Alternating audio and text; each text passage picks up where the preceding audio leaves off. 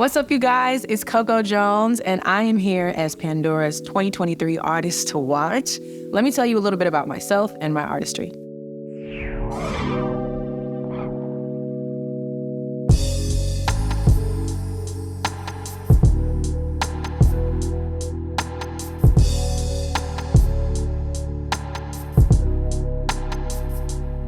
It means so much to me to be Pandora's 2023 Artist to Watch.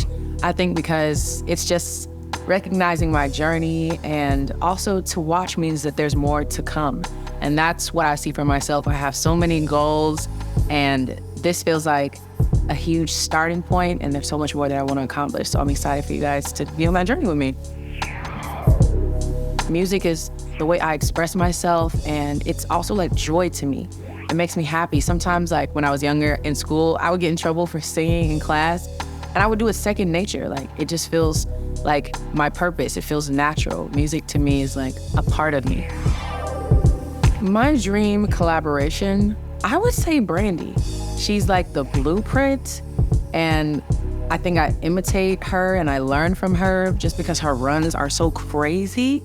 And her backgrounds. I'd love to work with her. I'd also love to collaborate with Beyonce. You know, just feel like she runs this, so I'd love to like sprint beside her adjacently if possible. If I had to listen to a song for the rest of my life, this is hard, but I think I would pick Grateful. Sometimes we're going so fast and we don't even know how many things like we're blessed to have in that moment. And I think that's like a good song that would just help me throughout life. I got interested in that song because of my mom, for sure. She actually like would sing, and she would sing in choir as well. And so I feel like, of course, being Black, we have a lot of Christian culture that we bring with us. Gospel music is like a huge part of our culture, and just the way we like talk to one another. So she put me on to that song. The most rewarding part of my artistry journey is definitely finding my core team. There's only so much I can do by myself, you know? And I've already tried it. And it's hard, and I don't like it.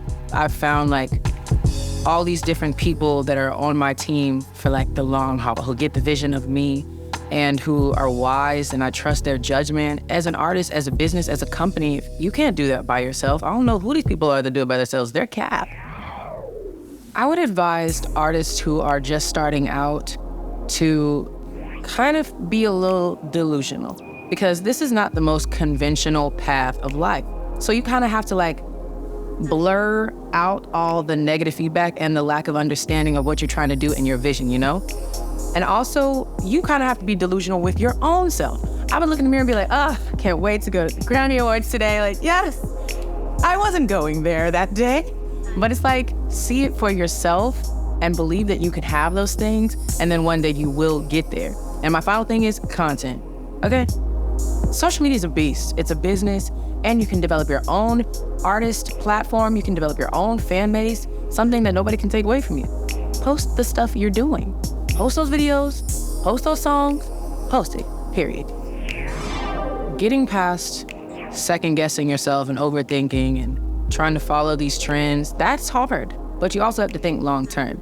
If you're just copying somebody, how long can you do that? The people that support you being you. You being you is the best thing you can do, because long-term wise, the people that mess with you will mess with you in all the phases of yourself. But then also therapy.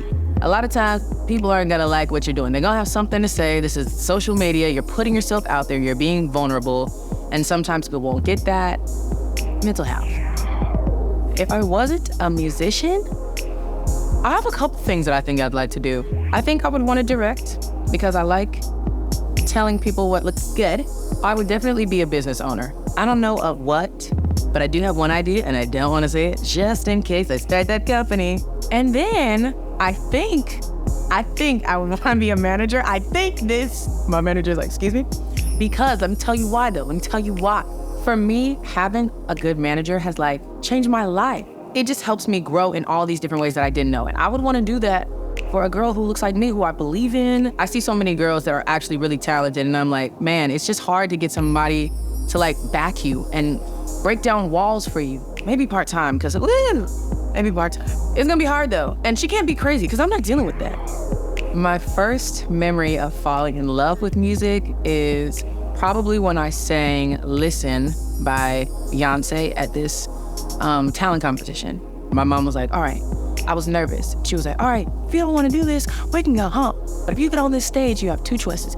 You can stand there and sing like this, or you can perform. And my first little choreography was to do like this, like, listen. You know, it's dramatic. The song, the intro was starting, and I was thinking to myself, like, what am I gonna do? Am I gonna stand there? Because that's not gonna eat. Or am I gonna do this? And I knew, like, if I did that, then, like, the rest of the performance would just flow naturally. I just did like this, and, like, I remember the crowd was, like, looking, and they were, like, captivated, and it just fed me. And then I forgot that I was nervous, and I won the talent competition and the adult round, so check that.